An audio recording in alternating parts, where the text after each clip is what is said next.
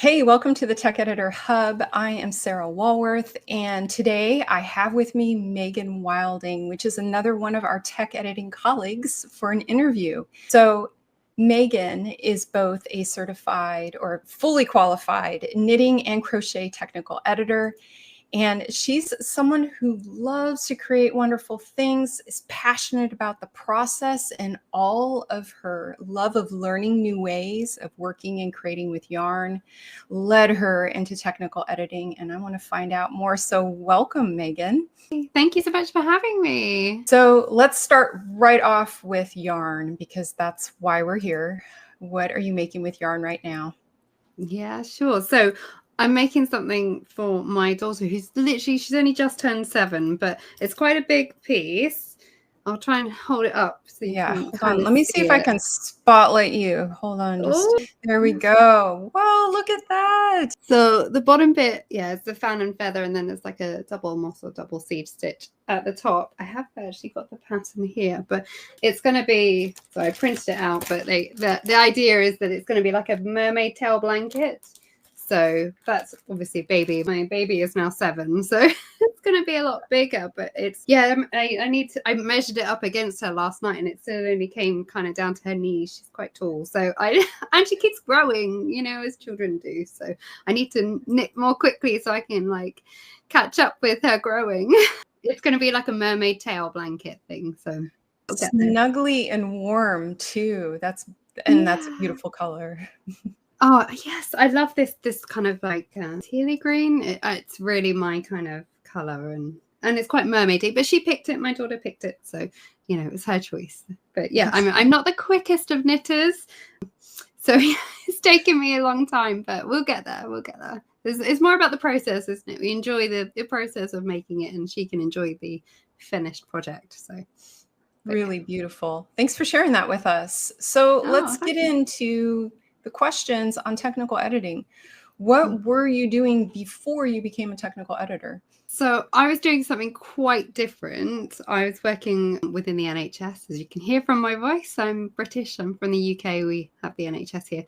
So I was working in healthcare, which is great. And, I love the NHS. We're very lucky to have it, but it is quite stretched at the minute, and it's quite stressful. And I was doing shift work. And then when my eldest started school and COVID, it was the midst of that kind of era, and it was all kind of crazy. And that actually was when I decided to kind of step out, focus on the family a bit more, and kind of your priorities, my priorities changed kind of in COVID. And actually doing, as much as it was kind of good work, and I love working in healthcare, it kind of wasn't right for me at that time, and I knew I wanted to do something else. I didn't really have a clear plan, but I knew it just wanted to be something that I loved, something that I enjoyed. Obviously thinking about my kind of focus, my priorities, it was very much about family and love and being happy at that period. So that kind of took me to kind of my crafting passions, really. I love to knit, I love to crochet. I do other, I love to sew as well, but knitting and crochet are my main crafty passions at the minute. So that's kind of why I left it. But yeah, I worked in healthcare, so it's great, but it's much better. So you can do anything with yarn, right? Like being crafty, there's a lot of options for careers. What made you decide to become a technical editor? Well, to be honest, I didn't even know what a technical editor was, or that the role even existed, really, until I found out about it. So Carol Ibbotson, she runs the tech editor course here in the UK. Well, she runs it online, but she's obviously UK based. So I came across her and discovered this whole world of kind of tech editing. And I've always been, going to say, quite nitpicky. That's the right word, but I kind of, I can spot things and quite detailed. And, I would always, if my friends had essays and things, I would always be the one to read through it. So, and I quite like maths. I've got quite a kind of mathsy kind of brain, I suppose. So yeah, when I found out more about tech editing, I was just like, this is it. This feels like an amazing way to create a career out of something I love, which is, yarn and knitting and crochet. But for me, especially, it was the working from home on my computer, the flexibility of the work, because as I said, I've got young kids, and for me, very much family is my big priority. So the fact that I can do the tech editing around my kids, around family life, and still be there, as and when they need me, is just amazing and fantastic. So yeah, I did Carol's course, and then I did her knitting. She's got a knitting one and a crochet one, so I've done them both. And I've gone from there, really. But yeah, it was just about carving a career out of my passion, which has been amazing, really. The last few years has been a fantastic journey, and love it. I've enjoyed it. So Loved it. You work from home. You're Yes. taking care of littles, is what I call them. Yeah. What's your workspace like? Like, how do you get into your work? So I have a designated space, which is purely for work. I think that is quite important. I would love to say it's lovely, neat and tidy, but the honest answer is it's probably not as neat and tidy as it should be. There's often little scraps of samples around. If I've just tried to just double check something, knit or crochet, little small sample. There's often little post-it notes with ideas as well. So things tend to pop into my head. I'm trying to expand on my sort of designer journey, and very much that's about being creative, and when things pop into my head I kind of move them down. But I've got like a pack of my crochet hooks and stitch markers coming out my ears, really, but there's often little bits of balls of yarn around as well. So yeah, I have mine too. I have my little balls of yarn and my very much that is spot. Exactly I don't actually have that here. I've tidied it away, but I normally do have little bits like that. So right, because as tech editors we don't knit or crochet the whole thing, but a lot of times I have to check, because even though I could see it on the page, maybe I could see the chart, but my brain is like, okay, I have to work this piece just to make sure. Yeah, especially if it's a little tricky bit or construction or something. I just obviously, you won't knit the whole thing, but just a small section of it just to double check. So that's often what I have around me. But I think I have a designated space that is just for work, to kind of get me in the work zone. That definitely helps, working from home, get rid of the distractions. Which can be a challenge with children. Yeah, absolutely. What has been the hardest part of technical editing for you? I think for me, probably starting out and kind of putting myself out there, and the running your own business side of things. I've always, previously to this, I've always been employed, always been in an employed job. So kind of learning to kind of run my own business. I'm freelance now, so I'm kind of in charge of myself, my business, running it. And certainly in the initial stages, getting used to kind of putting myself out there when I was looking for my first clients and touting for work. And I probably on the more introverted side, really, it doesn't come naturally to kind of sell myself. So that was really tough in the beginning, kind of putting myself out there and learning about the business side of things. The actual tech editing side of things is absolutely fine. That was kind of okay. It kind of came quite naturally. It's more the other side of working for yourself, really, and freelancing. Yeah, I think that's the same story for a lot of us. It's like, can I just sit and edit? Why do we have to run a business too? Like, it can be a little bit of for us, and a little bit of a challenge. Yeah, and social media, I very much have a love-hate relationship with it. Like, it is good and it's great that it's there, and you can promote yourself by social media, but at the same time it doesn't come naturally to me. But we get there, and the more I do, the easier it gets. And as I said, it's been a bit of a journey over the last few years. So yeah, it's been a good journey. Has it gotten easier for you? Yeah, I would say, I think so. I'm very lucky. I have a few regular clients who I work for regularly, and actually then that's quite nice because I don't need to kind of tout so much. But so yeah, I would say it is easy. I'm definitely more confident, I think, generally in front of the camera. She says here I'm sat being interviewed, so it does get awesome. Yeah. So let's talk tech a little bit. What references or tools do you find yourself reaching for in your work? Yeah, so I think one of the big ones that I use a lot, especially if I'm grading, is the crafty and cancel sizing charts. And your solder, she has a sizing chart, which is really super helpful just for giving me a bit of a rough idea of sizing. I know people often have their own style charts as well, but so those are two. Or if I'm doing certainly my own designing as well, that those are things that I go for quite frequently online. I do have one of my favorite books for knitting is I've got here the Vogue, front of the Vogue one, that I use that a lot actually. And I've got a crochet book I don't use as much, but like a reference guide, complete crochet course, Shannon and Jason Mullet Bowlesby. I don't know if I'm saying that right, but I use that now and again for crochet. I did have this book recommended to me, the Book of Patterns by Bud, but again, this is more for kind of size charts, like for grading references. Those are ones that I use quite a lot, really. Yeah, I love it that it's all physical books. Yeah, do you know what? I love a physical book. Like, the internet is great, and I still, do you know, I have loads of like notebooks and things. Yeah, the internet is great, but nothing beats a physical book. I love it. Like, just something physical to kind of flick through, and an index to find that.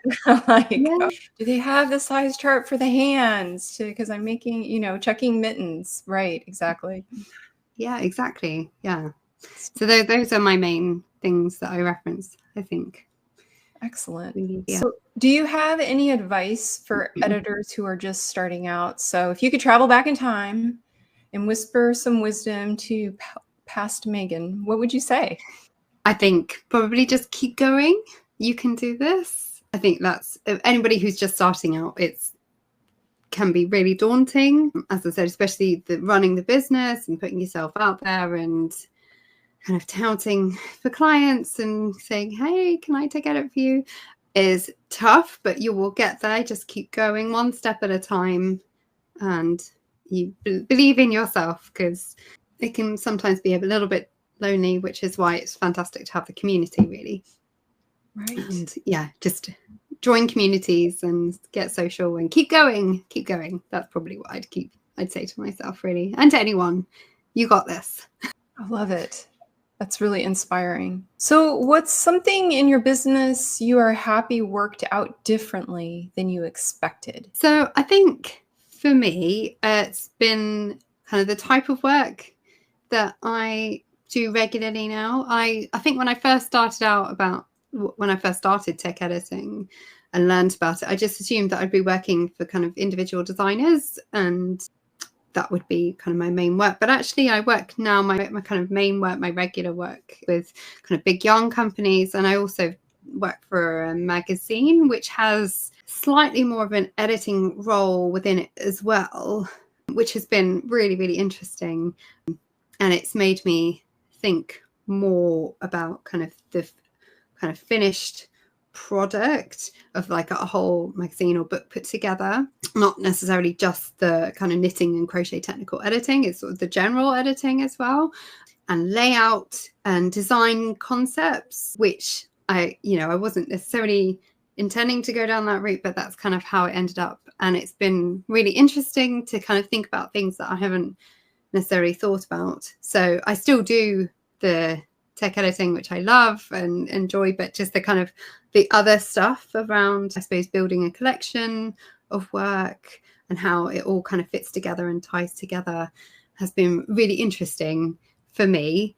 And I'm trying, the grand plan is to kind of build my own designing business, which I think, because I've been I am a tech editor, that amazingly helps, because I have to have that inherent understanding of construction, I think really helps. So that's kind of a grand plan. That is, and I know, if you'd asked me kind of when I started this, I was like, well, no, I'm not going to design. I'm quite happy just sitting here and editing. But actually, it's as my confidence has grown and I'm thinking, yeah, I can do this, and I have loads of ideas, and now because I have the technical know-how as well. So that's the plan, which is, it's, as I said, it has been a whole journey, and it's not over yet. So I love it. Life is exciting. I love it. What do you like Yeah. to design? So at the minute, I'm just starting with kind of accessories, so hats and hand warmers. Just I'm starting out small, but you know, though, who knows? Eventually, I would like to do some kind of sweaters and things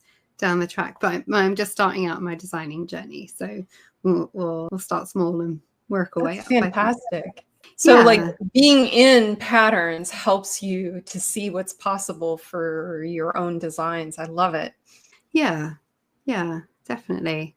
I think kind of, yeah, having an understanding of like that technical understanding of yarn and how it works and the construction and how it might go together, I think really helps. So yeah, it's been good. It's been enjoyable and like yeah, I love the thing. I think for me, I don't get the Sunday blues anymore like I used to. I think Sunday blues, you're like, oh, I don't want to go. Oh, it's Monday, and I don't have that anymore, which for me is amazing. I just yeah, life is. I love it. I think that's going to be the tagline for your video is no more Sunday blues. That's fantastic. Yeah. So you come in and you love your work, and then it inspires you to go even deeper into creating with yarn. That's fantastic. Yeah.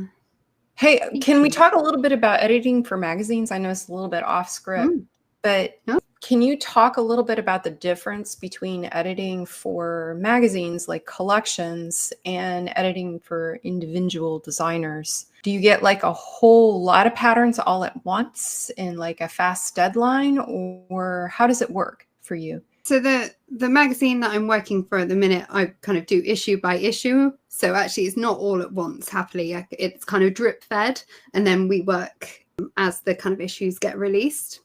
But it's more about kind of layout and what works with what pictures, which I wouldn't, in my kind of other tech editing work for the designers, I wouldn't go, oh yeah, this copy works well with those pictures. Whereas I have much more of an input in the actual physical layout of the magazine than I have done previously, which has been really, really interesting. And I suppose just from a reader perspective as well, if you're reading a magazine, like where your eyes would go, and with the pattern copy and the pictures has just been a lot more interesting. You're working the cuff, so you're not going to have a picture of like the yoke next to it kind of thing. Yeah.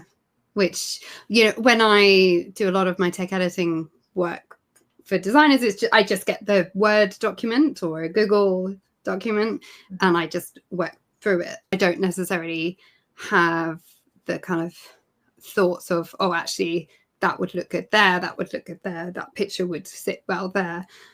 Necessarily. So, but I quite enjoy it, I suppose, that kind of puzzle piecing of what fits where and what looks like, oh, actually that would look much bigger, much better as a bigger picture. And yeah, that kind of editing. Still conveying information, like pictures of the piece of the sample actually do convey the information to the maker. So it's important. Yeah. And I suppose things, if you've got like a slightly unusual construction, having kind of mid-construction pictures as well as just the text is really, really helpful. So yeah, it's been interesting. Fascinating. Do you work with style sheets or style guide that you have to make the text of the pattern conform to a particular way of saying the line of instructions or the abbreviations? Or there are some. This magazine that I'm working on, I actually have a lot of say over the style guide. So I've kind of worked with other people to create the style guide. So yeah, it's been quite nice, really, because I can kind of have my own kind of spin on it, or what I feel would look good. Yeah, which has been really great. It's a good thing when we editors can have a say in a style guide instead of having to follow somebody else's. It's nice if there can be a collaborative work there. Yeah, definitely. I wouldn't say it's all me, but I certainly have a say in it, which is great. So what's your favorite way to take a break from editing? Funnily enough, I think, you know, I love to knit and crochet. So I do. Sounds a bit silly because you're obviously working on the kind of knitting and crochet patterns, but I do love to knit and crochet. And actually the whole reason I love to knit and crochet is I find it calming. I find it relaxing. So actually a lot of the time I'll take a break and I'll sit and do some actual knitting or some actual crochet. which is something I love. But when I'm not doing that, and if my family's home, then I will probably go and spend time with my family. As I said, that for me, that's a big priority. It's kind of family time, family life, and doing things with them, going for walks, the kind of getting out with a bit of fresh air is always good. But Love it. yeah, probably if you were to ask any of my family, they'd be like, oh, I should just knit and crochet. Knit and crochet, and then edit, knit and crochet. I love it. Yeah, that's pretty much it, really. But yeah, it's good. Life is good. So what are your hopes for yourself? And it can be about your editing work or not. Well, I mean, I hope that I continue to tech edit, which hopefully I will, onwards and upwards. And I sort of alluded to as well, Mike, I would love to kind of step more into a designing role as well, alongside my tech editing. I have no plans to give that up. I really want to continue that. But I suppose just to kind of lean on to more the creative side as well, because that's what I love to do. I would love to kind of expand my designing side, my own designs, my own patterns, and have my own patterns tech edited. So that's, I suppose, what I hope to do, and continue the tech editing, which I love and I enjoy. So that's it, really, and continue to be happy and to build a life that brings me happiness and joy. And it's, that's kind of my business name came about because like when life was crazy and busy and it was COVID and everything felt really stressful, and I was like, do you know what, I want to be calm, I want to be at home, and I just want to be knitting and crocheting. And I was like, I think I remember kind of sitting around the table with everyone and kind of discussing what I want to do, and the name Calm House Crafting came up, and I was like, that sounds amazing. That's it. So that's where the name came from, and it was more an aspirational thing.